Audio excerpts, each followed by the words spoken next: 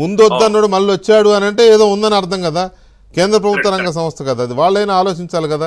ఎందుకు వీళ్ళు పసిగట్టలేకపోయారు, లేదా పసిగట్టి కూడా అందరు చేతులు కలిపారు అనుకోవాలా? సో అది రెండో దానికి ఆన్సర్ చేసే ముందర మీరు అడిగిన దానికి ఒక దానికి వస్తాను సార్. ఇండైట్మెంట్ రిపోర్ట్ కి ఇది మీరు అబ్జర్వ్ చేసే ఇండైట్మెంట్ రిపోర్ట్ ఫస్ట్ లోనే ది గ్రాండ్ జ్యూరీ చార్జెస్ అని ఉంటుంది. అంటే గ్రాండ్ జ్యూరీ అంటే 12 నుంచి 23 మంది ఉన్న ఒక పర్టికులర్ బాడీ అనమాట. అంటే దానిలో people from different walks of life చాలా మంది వస్తారు.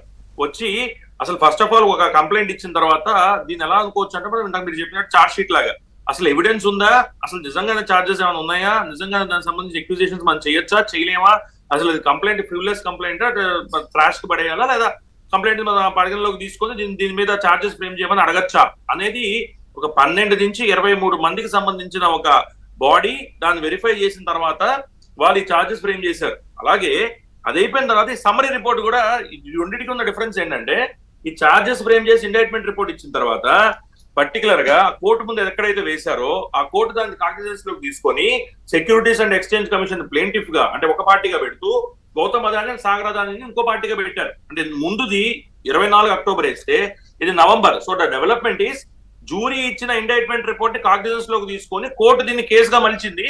అందుకే జూరీ ట్రయల్ డిమాండెడ్ అని రాశారు ఇక్కడ. That is the most important point. ఇప్పుడు మీ దానికి వస్తే వెంకటకృష్ణ గారు సార్, ఇది ఎస్ఈసికి బేసికల్లీ హిండన్బర్గ్ అనే ఒక ఇన్వెస్టిగేటివ్ ఏజెన్సీ, ఒక ప్రైవేట్ ఇన్వెస్టిగేటివ్ ఏజెన్సీ ఈ సెక్యూరిటీస్ అండ్ ఎక్స్చేంజెస్ కంపెనీ ఒక అదానీ కంపెనీకి సంబంధించి, అదానీ గ్రీన్ అయి ఉండొచ్చు ఏదైనా ఉండొచ్చు, వాళ్ళ కంపెనీ 7 కంపెనీలు ఉన్నాయి కాబట్టి వాళ్ళకి సంబంధించి కంప్లీట్ గా ఇన్వెస్టిగేషన్ 2021 నుంచి స్టార్ట్ అవుతూ వాళ్ళు ఇచ్చిన కంప్లైంట్ బేసిస్ మీద అక్కడ జరిగిన ఫ్రాడ్ మీద చేశారు. ఇప్పుడు నా క్వశ్చన్ ఏంటంటే మీరు అడిగిన దానికి వస్తే క్లియర్ గా ఇండియన్ ఇప్పుడు 409 మొన్న చంద్రబాబు నాయుడు గారి మీద ఇన్వోక్ చేశారండి ఆ ప్రభుత్వంలో ఉన్నప్పుడు.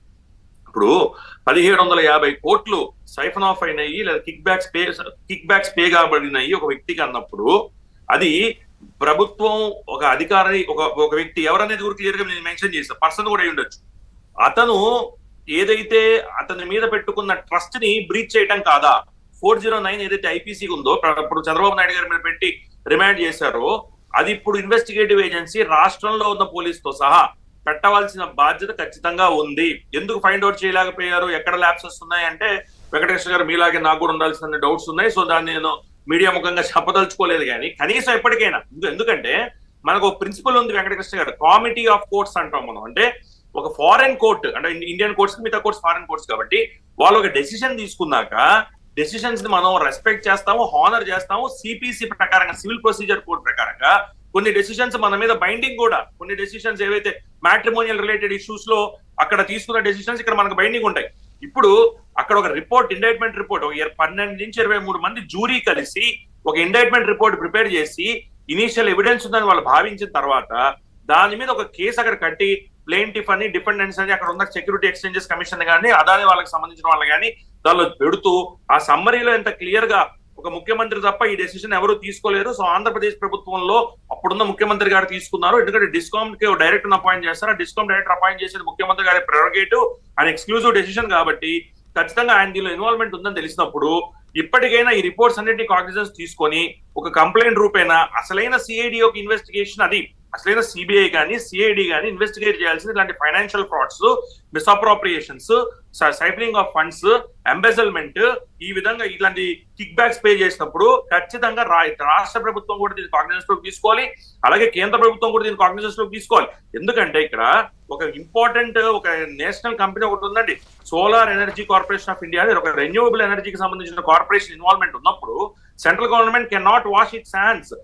సో అలాంటి కంపెనీతో ఎందుకు గవర్నమెంట్స్ అగ్రిమెంట్స్ చేసుకున్నాయి, ఏం కంపెలింగ్ రీజన్స్ వచ్చాయి, ఎవరెవరు ఇన్వాల్వ్ అయ్యారు, ఏ విధంగా ఇన్వాల్వ్ అయ్యారు, ముందు రాష్ట్ర ప్రభుత్వాలు డినై చేసి రిఫ్యూజ్ చేసి మేము ఆ బర్డెన్ భరించలేమని చెప్పిన వాళ్ళు మళ్ళా గౌతమ్ అదాని గారు కానీ లేదా అతని కొడుకు సాగర్ అదాని అనుకుంటాను, సాగర్ అదాని కరెక్ట్, సాగర్ అదాని గారు కానీ వెళ్ళి ఆ రాష్ట్ర ముఖ్యమంత్రి గారితో ఏం మాట్లాడారు, ఏం కిక్ బ్యాక్స్ అందాయి, మరి ఇప్పుడు మా రాష్ట్రానికి ఇది భారం, ఈ ప్రాజెక్ట్ మేము యాక్సెప్ట్ చేయము, ఈ లెటర్స్ ఆఫ్ అవార్డ్ ఏదైతే ఎస్ఈసిఐ వారు అదాని గ్రూప్ తోనో ఎజూర్ గ్రూప్ తోనో రాసుకున్నారో మాకు వద్దు, మాకు సంబంధం లేదు అన్నవారు సడన్ గా ఎందుకు వచ్చి మళ్ళీ యాక్సెప్ట్ చేశారని. ఎందుకంటే ఈ రాష్ట్ర ప్రభుత్వాలు ఏదైతే ఉన్నాయో వీటిలో ఎక్కడ బీజేపీ రూలింగ్ లో లేదండి. ఛత్తీస్గఢ్ తీసుకోండి, తమిళనాడు తీసుకోండి, ఆంధ్రప్రదేశ్ తీసుకోండి, ఎక్కడ బీజేపీ జమ్మూ కాశ్మీర్ కానీ ఒడిశా కానీ ఒరిస్సా ఎక్కడ లేవు.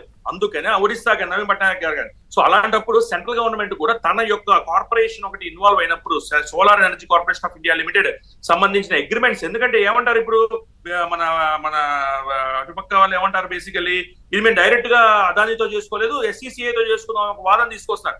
ఎస్సీసీఐకి ఎవరితో ఉంది అగ్రిమెంట్? లెటర్స్ ఆఫ్ అవార్డ్ ఎవరితో ఉంది? అదాని గారితో లేదా? అదాని గారు వచ్చి మిమ్మల్ని ఎందుకు కలిశారు మరి? ఎస్సీసీఐకి సంబంధించిన రిప్రజెంటేటివ్స్ వచ్చి మిమ్మల్ని కన్విన్స్ చేసి మీతో వాటి అగ్రిమెంట్ చేసుకోవచ్చుగా. అదాని వచ్చి మిమ్మల్ని కలిసి మీకు కిక్ బ్యాక్స్ అందించారని అక్యూజేషన్ ఇండైట్మెంట్ లో ఎందుకు ఉంది ఆ రిపోర్ట్ లో?